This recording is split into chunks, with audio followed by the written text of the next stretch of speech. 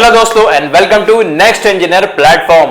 BEL Bharat Electronics Limited एक बहुत ही बड़ा और रेप्यूटेड पीएसयू है। इसमें बीटेक के स्टूडेंट्स के लिए एक बहुत ही बढ़िया रिक्रूटमेंट है और सबसे बड़ी बात, ये रिक्रूटमेंट में सेपरेट एग्जाम होने वाला है, सीबीटी। मतलब यहां पर गेट के थ्रू नहीं, एक सेपरेट एग्जाम के थ्रू यहां पे रिक्रूटमेंट होने वाला है। तो आइए चलिए देखते हैं क्या है ये मजेदार रिक्रूटमेंट नोटिफिकेशन।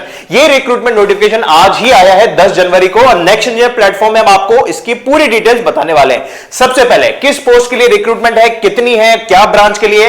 तो दोस्तों पोजीशन का नाम है प्रोबेशनरी इंजीनियर। जो ज्वाइन करते हैं बीटेक में इंजीनियरिंग के लिए, तो सबसे पहले इंजीनियरिंग के बाद जो पहला रोल मिलता है वो है प्रोबेशनरी इंजीनियर का। तो प्रोबेशनरी इंजीनियर का इलेक्ट्रॉनिक्स में 200 वैकेंसी है E2 ग्रेड का और मैकेनिकल में 150 वैकेंसीज है E2 ग्रेड की ही। अब यहां पर जो आपका सीटीसी रहता है लगभग 13 लाख रहता है, लेकिन आपकी इन हैंड सैलरी बड़े आसानी से लगभग 90,000 से 1 लाख के आसपास तक आ जाती है। तो दोस्तों बहुत ही बढ़िया पीएसयू, सैलरी भी बहुत ज्यादा, गवर्नमेंट जॉब है और बहुत ज्यादा अदर फैसिलिटीज एंड अलाउंसेस भी यहां पर मिलते हैं। अब एज लिमिट की बात करते हैं तो दोस्तों एज लिमिट है जनरल कैटेगरी की 25 साल एज लिमिट है। तो आप में से जितने भी स्टूडेंट्स हैं जो जनरल कैटेगरी के हैं वो 25 साल एज लिमिट। अलग अलग रिजर्व कैटेगरी के लिए एज रिलैक्सेशन गवर्नमेंट नॉर्म्स के अकॉर्डिंग दिए जाते हैं। अब मिनिमम एलिजिबिलिटी क्राइटेरिया की बात करते हैं तो जो स्टूडेंट्स इलेक्ट्रॉनिक्स ब्रांच में प्रोबेशनरी इंजीनियर में फॉर्म फिल करने वाले 200 पोस्ट के लिए, उनके बीई या बीटेक या बीएससी इंजीनियरिंग ग्रेजुएट होने चाहिए इलेक्ट्रॉनिक्स एंड कम्युनिकेशन। ठीक है, याद रखिए सिर्फ इलेक्ट्रॉनिक्स एंड कम्युनिकेशन ही होना चाहिए। और जो बच्चे मैकेनिकल में करना चाहते हैं, इस फॉर्म को भरना चाहते हैं, उनका मैकेनिकल में बीई या बीटेक या बीएससी होना चाहिए मैकेनिकल के अंदर। ठीक है, ये इसका बहुत ही स्ट्रिक्ट क्राइटेरिया, यहां पे इसके इक्विवेलेंट कोई अदर ब्रांच नहीं चलेगी, यही होना चाहिए। इलेक्ट्रॉनिक्स में केवल इलेक्ट्रॉनिक्स एंड कम्युनिकेशन और मैकेनिकल में सिर्फ मैकेनिकल के बच्चे ही दे सकते हैं। मतलब जो मैकेनिकल में प्रोडक्शन वाले हैं वो नहीं दे सकते। इलेक्ट्रॉनिक्स में जो इलेक्ट्रॉनिक्स एंड इलेक्ट्रिकल इंजीनियरिंग है वो भी एलिजिबल नहीं है। एज रिलैक्सेशन आप यहां पर देख सकते हैं किस तरीके से एज रिलैक्सेशन रहता है और यहां पे अलग अलग रिजर्व कैटेगरीज की जो नंबर ऑफ सीट्स है वो भी यहां पर दी गई है।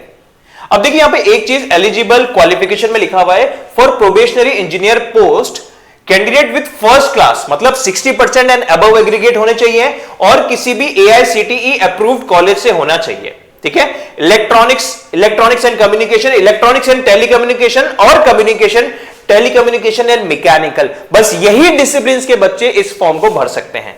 ठीक है, एक इंपॉर्टेंट चीज, other equivalent discipline and dual specialisation will not be considered. मतलब इलेक्ट्रिकल एंड इलेक्ट्रॉनिक्स वाले एलिजिबल नहीं है, प्रोडक्शन इंजीनियरिंग वाले मैकेनिकल में नहीं भर सकते, ऑटोमोबाइल वाले मैकेनिकल में नहीं भर सकते। जिनकी सिर्फ ऊपर लिखी गई है, मतलब अगर आपकी मैकेनिकल है या इलेक्ट्रॉनिक्स इंजीनियरिंग या इलेक्ट्रॉनिक्स एंड कम्युनिकेशन या इलेक्ट्रॉनिक्स एंड टेलीकम्युनिकेशन या कम्युनिकेशन या टेलीकम्युनिकेशन, इनमें से अगर आपकी ब्रांच है बीई या बीटेक या बीएससी इंजीनियरिंग तो आप एलिजिबल हैं, अदरवाइज नहीं। और एज लिमिट आपने देख लिया, जनरल का 25 साल और अलग अलग रिजर्व कैटेगरीज का गवर्नमेंट नॉर्म्स के अकॉर्डिंग एज रिलैक्सेशन दिया जाता है।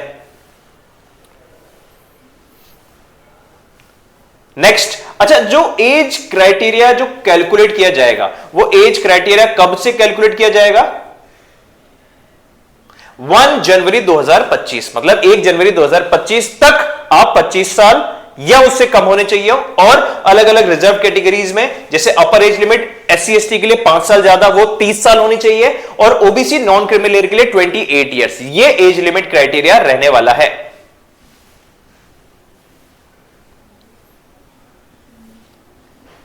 नेक्स्ट, अब देखिए डायरेक्टली काम की बात कर लेते हैं हम। नंबर ऑफ पोस्ट 350 है, 200 इलेक्ट्रॉनिक्स की, 150 मैकेनिकल की।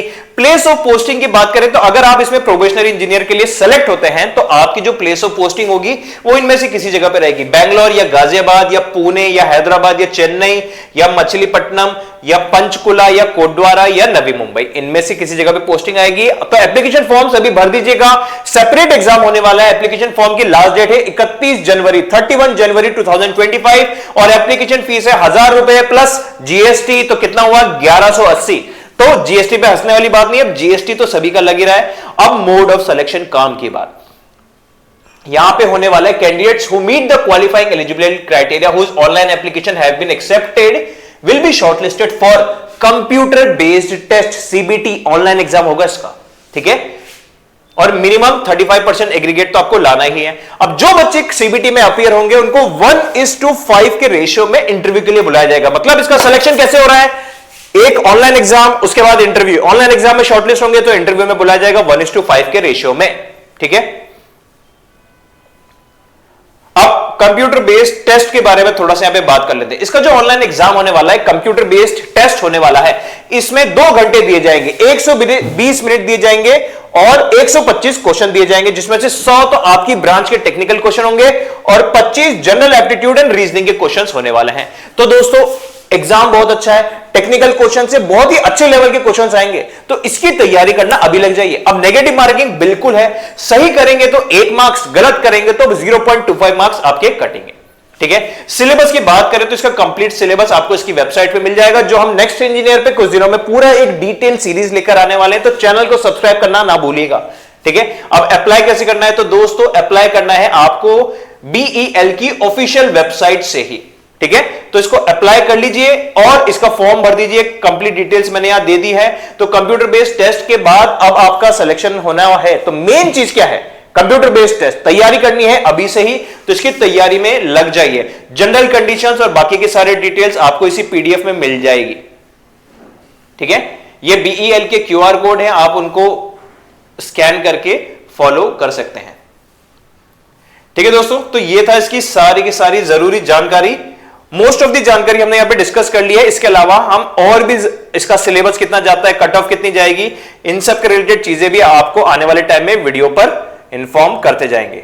तो चैनल को सब्सक्राइब करना ना भूलेगा और नेक्स्ट इंजीनियर प्लेटफॉर्म से जुड़े रहिए, जहां पे फ्री मॉक टेस्ट हो रहे हैं, अलग अलग एग्जाम्स की तैयारी कराई जा रही है। तो अगर आप इस एग्जाम को भी निकालना चाहते हैं तो चैनल से जुड़े रहिएगा, सब्सक्राइब करें, बेल आइकन को क्लिक करें और सबसे इंपॉर्टेंट नेक्स्ट इंजीनियर का एंड्रॉइड एप्लीकेशन को डाउनलोड करके रखें, क्योंकि वहीं पे आपको इस एग्जाम की तैयारी से रिलेटेड सभी मटेरियल, फ्री PDF, ई-बुक्स सब कुछ अवेलेबल मिलेगा। तो आपकी तैयारी में सबसे बड़ा हाथ होने वाला है नेक्स्ट इंजीनियर प्लेटफॉर्म का। तो अभी चैनल को सब्सक्राइब करें और डाउनलोड करें next engineer application. Thank you.